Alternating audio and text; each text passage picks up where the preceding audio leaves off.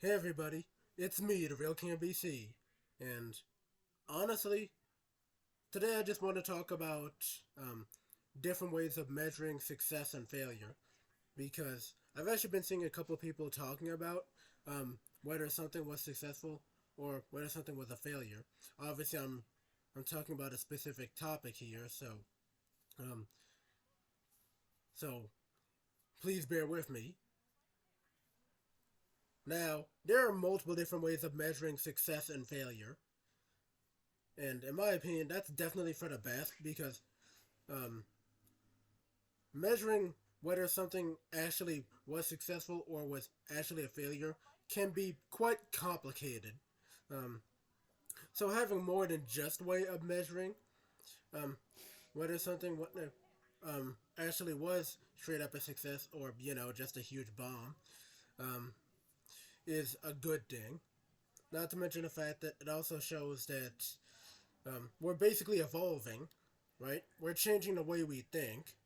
We're broadening our horizons, so to speak, in that regard, because let's face it, there's not just one way of measuring anything, really. There's multiple different ways of measuring how good a video game is. There's multiple different ways of measuring how bad a movie is, and so on and so forth.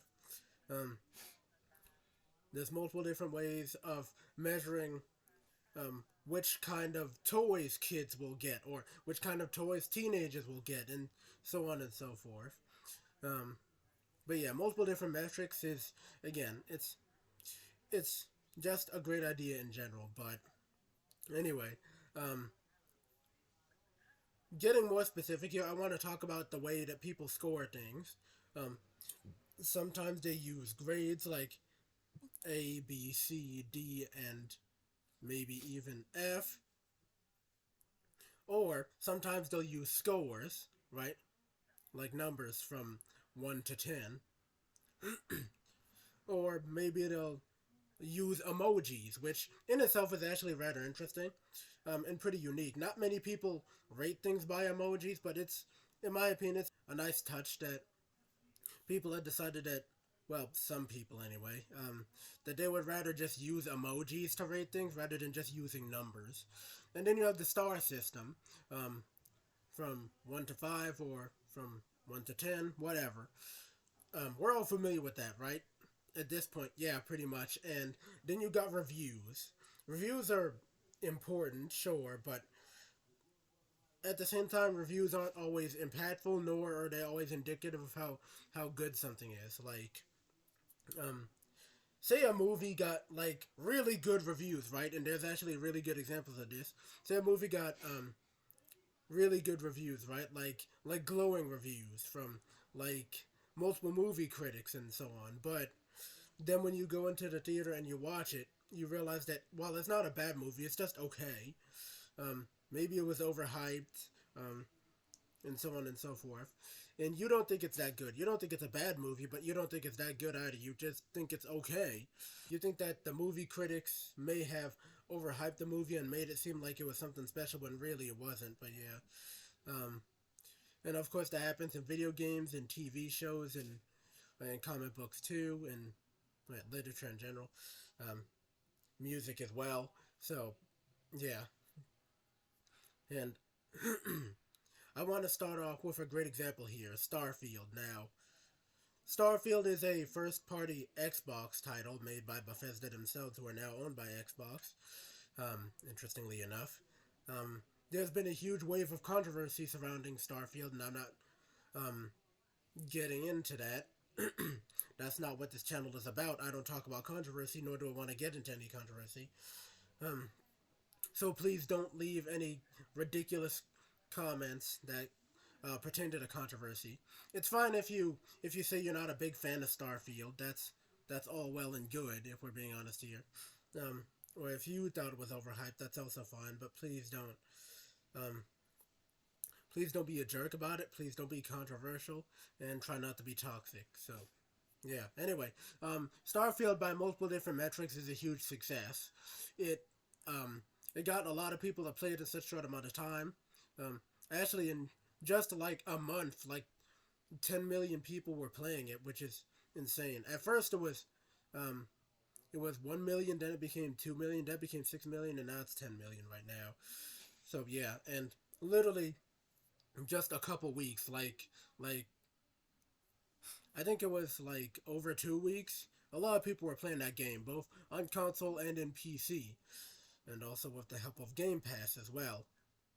And by multiple metrics, it was a huge success. The reason why I'm saying this is because you will find multiple people on the internet, no matter where you look, to say it was a failure when it really wasn't. Um, Again, a lot of people bought it, a lot of people played it. Even if you don't like it, still, um, it, it's actually still being played by a good amount of people now. Again, both on PC and on consoles. So yeah. Actually, the fact that so many people are playing it on both PC and console itself is rather impressive because of how different the markets between console players and PC players is. Um, there's not really a whole lot of overlap between the two. Um, right. Not to mention the fact that a bunch of people actually bought Xboxes, um, or rather the Series X and S, just because of Starfield over in the UK. So yeah, it gave Xbox more sales, but at the same time, it also sold units. It was a system seller, so to speak. Um, and yeah, it's sure it has a lot of negative reviews, but it also has a lot of positive reviews as well. Though, from what I can tell, a good amount of positive reviews aren't really, they're not justified. Some of them are just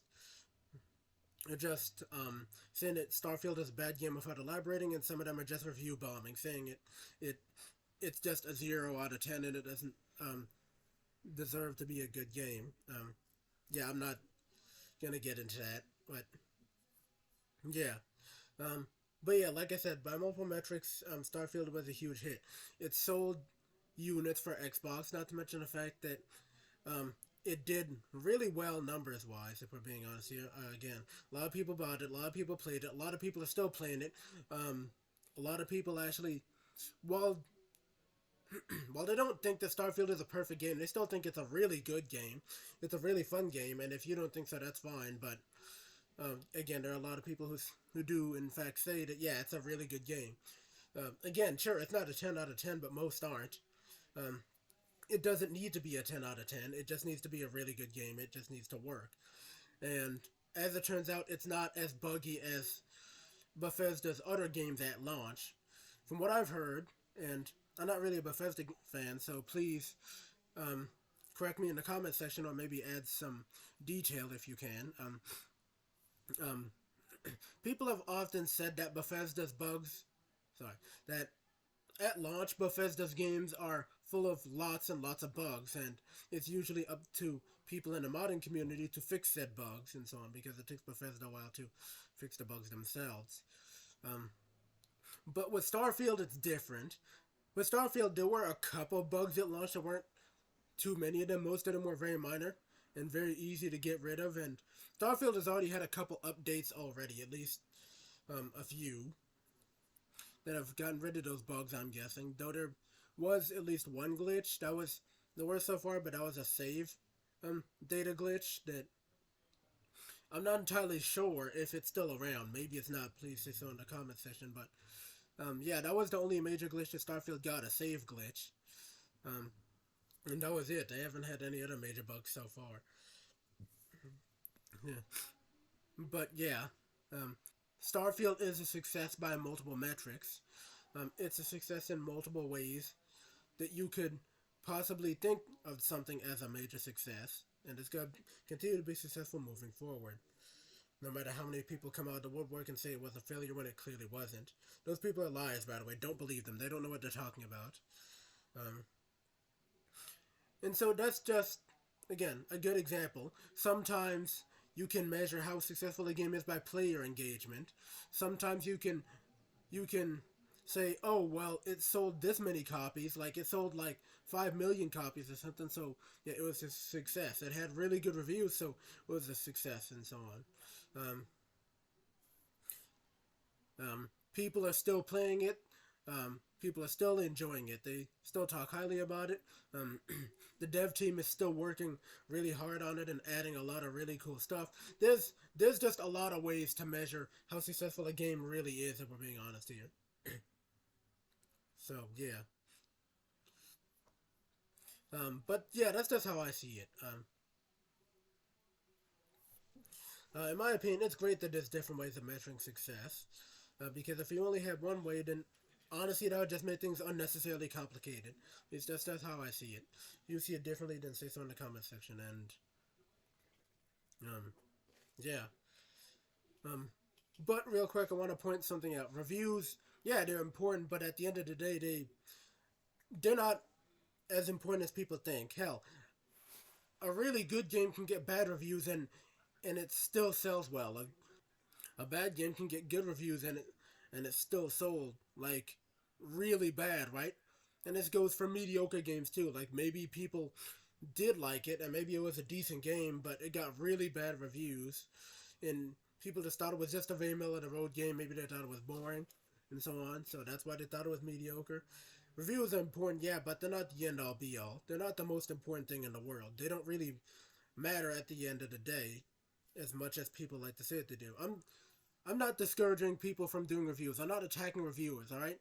Reviewers are still important, but if we're being honest here, reviews, again, if we look at the bigger picture, sure, they're important, but again, they're not the end all be all. They shouldn't be put on a pedestal, nor should they be looked at as the only metric for seeing if a game is good or bad or mediocre or if it failed or succeeded.